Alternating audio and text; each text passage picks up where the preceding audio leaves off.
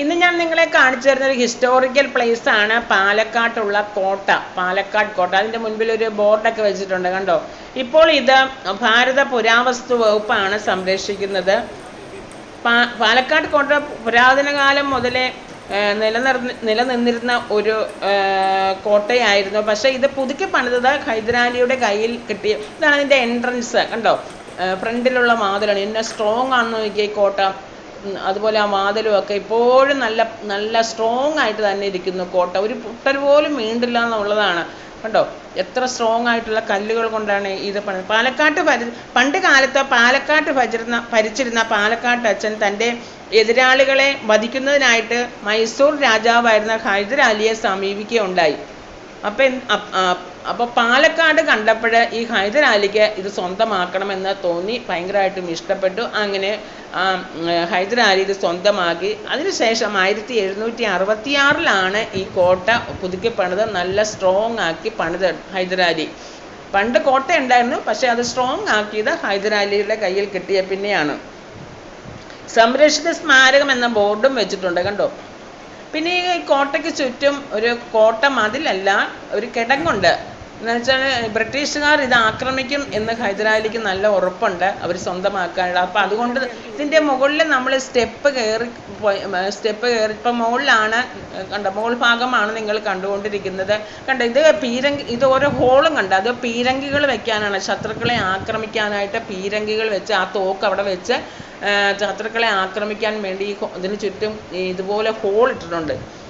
അതുപോലെ തന്നെ ഇതിൻ്റെ മുകളിൽ നമ്മൾ കയറുമ്പോഴേ നമുക്ക് കാണുവാനായിട്ട് സാധിക്കും.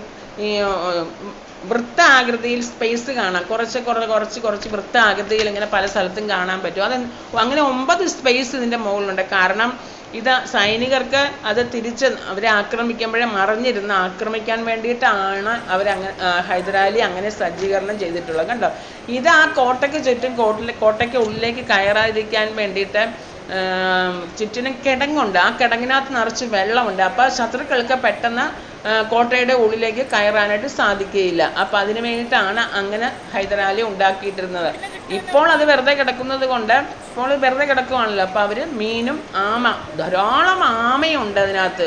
നിങ്ങൾ കണ്ടിട്ടുണ്ടോ ആമേനെ ഇങ്ങനെ വളർന്നു കഴിഞ്ഞാൽ? ആദ്യം ഈ ഒരു പാലം പണ്ടില്ലായിരുന്നു. ഇതിപ്പോൾ അതിനകത്ത് തമ്മിൽ ഈ പുറം ഭാഗവും കോട്ടയും തമ്മിൽ ബന്ധിപ്പിക്കുന്നതിന് നമുക്ക് കയറി ഇറങ്ങുന്നതിനാണ് ആ പാലം ഇപ്പോൾ ഉണ്ടാക്കിയതാണ്. നേരത്തെ അത് ശത്രുക്കൾ കയറാതിരിക്കാൻ വേണ്ടിയിട്ടല്ലേ, ഒരു ബന്ധവുമില്ലാതെ കണ്ടോ.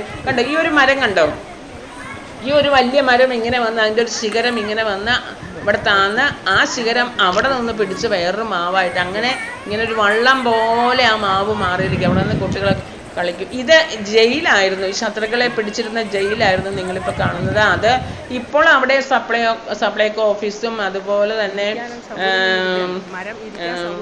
താലൂക്ക് ഓഫീസൊക്കെ ആയിട്ട് പ്രവർത്തിക്കുകയാണ്. പണ്ട് ശത്രുക്കളെ പിടിച്ചിടാനുള്ള ജയിലായിരുന്നു അത്. ഹൈദരാലി അതിനു വേണ്ടിയിട്ടാണ് അത് ഉപയോഗിച്ചിരുന്നത്. ധാരാളം കുട്ടികളും ജനങ്ങളും ഒക്കെ ഇത് കാണാനായിട്ട്, ഈ കോട്ട കണ്ട് ആസ്വദിക്കുവാനായിട്ട് ഇവിടെ എത്തിയിട്ടുണ്ട്. വളരെ നല്ല ഒരു അന്തരീക്ഷമാണ്, കണ്ടോ. ആ കിടങ്ങില് ആമയും മീനും ഒക്കെ വളരുന്നത് കണ്ടോ. ചുറ്റിനും ഈ കിടങ്ങ് ഇതുപോലെ വെള്ളത്താൽ നിറഞ്ഞു കിടക്കുകയായിരുന്നു. കാരണം ശത്രുക്കൾക്ക് പെട്ടെന്ന് കോട്ടയുടെ ഉള്ളിലേക്ക് കയറരുത്.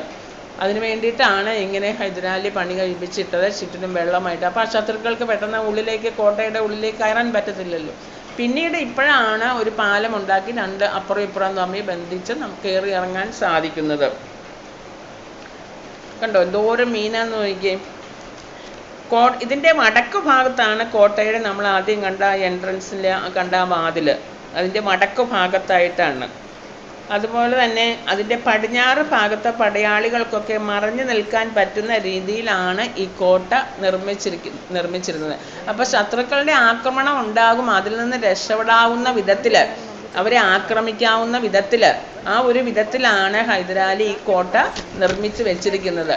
ഇത് നമ്മൾ ഉള്ളിലൊക്കെ കാണാൻ മാത്രം ഉണ്ട് കേട്ടോ. നല്ല രസമാണ് ഇത് കാണാനായിട്ട്. ആ കോട്ടയുടെ പണിയും അതുപോലെ അതിൻ്റെ സജ്ജീകരണവും അതുപോലെ അത് ശത്രുക്കളെ പീരങ്കികളും തോക്കുകളും ഒക്കെ വയ്ക്കാവുന്ന സ്ഥലവും ആക്രമിക്കാൻ നിൽക്കുന്ന സ്ഥലവും ഒക്കെ നമുക്ക് കാണാൻ പറ്റും. അതുപോലെ ഈ മാവാണ് ഏറ്റവും രസം, കണ്ടോ. ഇതിങ്ങനെ ചരിഞ്ഞ് അവിടെ താഴെ വന്ന് അത് രണ്ടാമത്തെ കിളത്ത് പിന്നെയും പൊങ്ങി. കണ്ടോ. അങ്ങനെ ഞങ്ങൾ ആ അതിന് ചുറ്റുമുള്ള ആ മീനും അതുപോലെ ആമയും ഒക്കെ ഞങ്ങൾ കുറേ നേരം ഞങ്ങൾ കണ്ട് ആസ്വദിച്ചു. നല്ല ഒരു എൻജോയ് ചെയ്യാൻ പറ്റുന്ന ഒരു സ്ഥലമാണ് പാലക്കാട്ട് പോയാൽ ഈ പാലക്കാട്ട് കോട്ട. അതിപ്പോഴും നല്ല സ്ട്രോങ് ആയിട്ട് തന്നെ ഇരിക്കുന്നു. നല്ല സ്ട്രോങ് ആയിട്ടുള്ള കല്ലുകൾ ഉപയോഗിച്ചാണ് ഈ കോട്ട ഹൈദരാലി പണി കഴിപ്പിച്ചിരിക്കുന്നത്. അതിനുശേഷം അത് ബ്രിട്ടീഷുകാർ പിന്നെ അത് ആ കോട്ട ബ്രിട്ടീഷുകാർ പിടിച്ചെടുത്തു കേട്ടോ.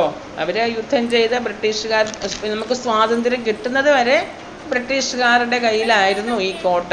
അവർ യുദ്ധം ചെയ്ത് ഹൈദരാലിയിൽ നിന്നും ഈ കോട്ട ബ്രിട്ടീഷുകാർ പിടിച്ചെടുത്തു. പിന്നെ നമുക്ക് സ്വാതന്ത്ര്യം കിട്ടുന്നത് വരെ ഇത് അവരുടെ കയ്യിലായിരുന്നു. എന്തായാലും ഇപ്പോഴും വളരെ ഭംഗിയായിട്ട് ഈ പുരാവസ്തു വകുപ്പ് ഇത് സൂക്ഷിക്കുന്നുണ്ട്. വളരെ നല്ല ക്ലീനാണ്. അതുപോലെ തന്നെ വെറുതെ അങ്ങ് അലമ്പാക്കിയിട്ടിരിക്കുകയല്ല, വളരെ നീറ്റായിട്ട് അത് സൂക്ഷിക്കുന്നുണ്ട്. അത് നമ്മൾക്ക് അതുകൊണ്ട് തന്നെ അത് ഒരു പിക്നിക് സ്പോട്ടായിട്ട് തന്നെ അത് മാറിയിരിക്കുകയാണ്.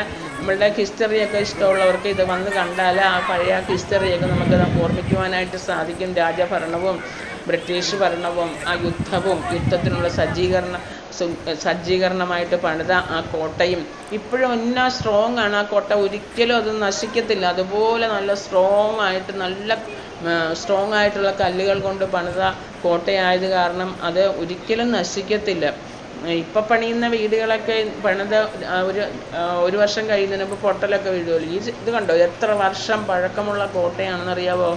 അത് നല്ല സ്ട്രോങ് ആയിട്ട് തന്നെ നിൽക്കുന്നു. എത്ര നാളിങ്ങനെ കണ്ടോ. അതിന് ചുറ്റിനും ഇതുപോലെ കെട്ടിക്കിടങ്ങും വെള്ളം നിറച്ച് സംരക്ഷ കവചമായിട്ട് ഉണ്ടാക്കിയിട്ടിരിക്കുകയാണ്. ഇഷ്ടപ്പെട്ടോ നിങ്ങൾക്ക്? ഇഷ്ടപ്പെട്ടെങ്കിൽ നിങ്ങൾ പോയി കാണുക, സബ്സ്ക്രൈബ് ചെയ്യുക.